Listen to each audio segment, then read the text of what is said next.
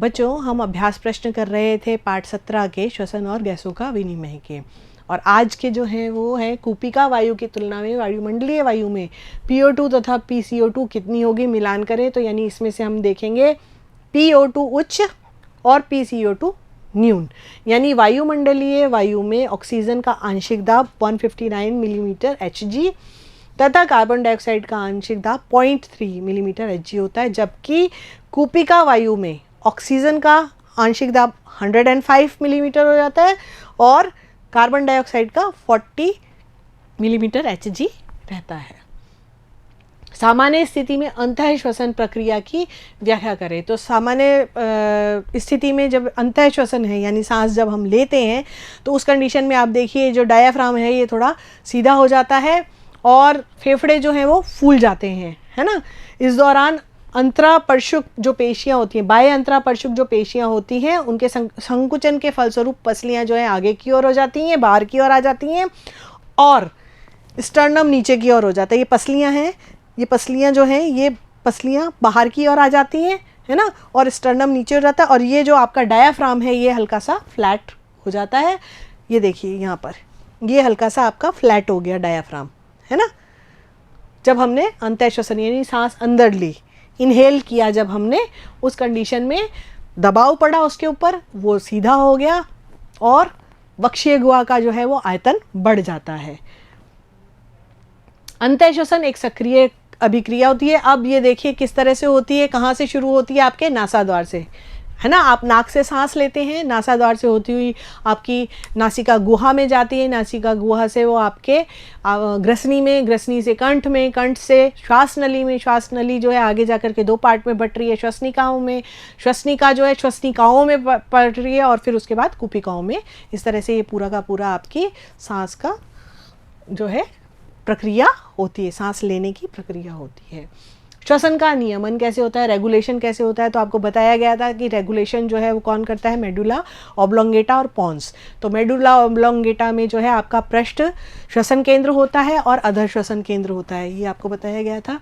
ये देखिए, है ना, ये आपका पृष्ठ श्वसन केंद्र है और ये आपका मेडुला है पूरा, है ना, मेडुला है और फिर ऊपर जो है आपके पॉन्स है, पॉन्स में क्या होता है आपका न्यूमोटैक्सिक श्वसन केंद्र होता है।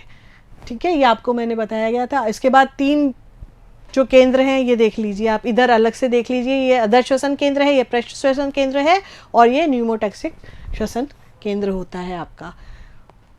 इसके बारे में आपको बता दिया था हमने पिछले वाले वीडियो में, फिर भी एक बार हम इसको देख लेते हैं कि क्या होता है इसके अंदर। इसके अंदर होता है ये केंद्र मेडुला के पृष्ठभाग में स्थित होता है, श्वसन अंतः श्वसन को नियंत्रित करता है और अंतः श्वसन को प्रेरित करने वाली इंटरकॉस्टल पेशियों और डायाफ्राम की अस्थि पेशियों को लगभग 2 सेकंड के लिए तंत्र के उद्दीपन द्वारा प्रेरित करता है। उसके बाद 3 सेकंड के लिए रुक जाता है, जिसके कारण जो है अंतः श्वसन प्रेरण जो है वो रुक जाता है और यह केंद्र सामान्य विश्राम की अवस्था को नियंत्रित करता है।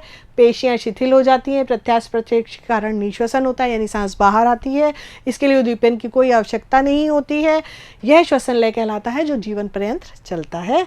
यह श्वसन लय अनेक उद्दीपनों जैसे CO2 व H+ आयन जो है उससे रूपांतरित होता है। ठीक है, जब CO2 का सांद्रण बढ़ता है तब कैरोटिड और एकैरोटिड कार्यों में उपस्थित रसोग्राही उद्दीपित हो जाते हैं। ये निश्वसन केंद्र को तंत्र की आवेश देते हैं, जिससे अंतः श्वसन केंद्र को रोक देते हैं और निश्वसन केंद्र प्रेरित होता है। जैसे ही निश्वसन के कारण फेफड़े सिकुड़ते हैं तो स्फीतग्राही उद्दीपन समाप्त हो जाता है, जिससे निश्वसन रुक जाता है और पुनः क्या होता है, अंतः श्वसन का उद्दीपन प्रारंभ हो जाता है। श्वसन की यह संपूर्ण क्रिया क्या कहलाती है, हैरिंग ब्रूअर स्फीत प्रतिवर्ध कहलाती है। और न्यूमोटैक्सिक केंद्र में क्या होता है, ये पोन्स में स्थित होता है। आपको बताया था यह अंतः श्वसन की अवधि को कम करता है। जब इसका उद्दीपन तीव्र और शक्तिशाली होता है तो अंतः श्वसन 0.5 से भी कम होता है, लेकिन जब ज़्यादा होता है तो 5 सेकेंड तक इसका होता है ना। इसका उद्दीपन जब कमज़ोर होता है तो 5 सेकेंड तक ये होता है। इस प्रकार न्यूमोटैक्सिक जो केंद्र है अंतः श्वसन की अवधि व फेफड़ों की भराव क्षमता को नियंत्रित करता है और श्वसन दर को भी नियंत्रित करता है। इसके बाद आपके आता है अधर श्वसन केंद्र। ये मेडुला में स्थित होता है। सामान्य शांत श्वसन के समय निष्क्रिय यह केंद्र व्यायाम आदि के समय, जब हम व्यायाम करते हैं, भागते दौड़ते हैं, खेलते कूदते हैं, उस कंडीशन में ये ज़्यादा आपका कार्य करने लगता है। ठीक है, तो यहाँ तक हमारा ये ख़त्म हुआ और अगले भाग में हम बचे हुए जो भी आपके प्रश्न हैं निबंधात्मक वो ख़त्म करेंगे। तब तक के लिए नमस्कार।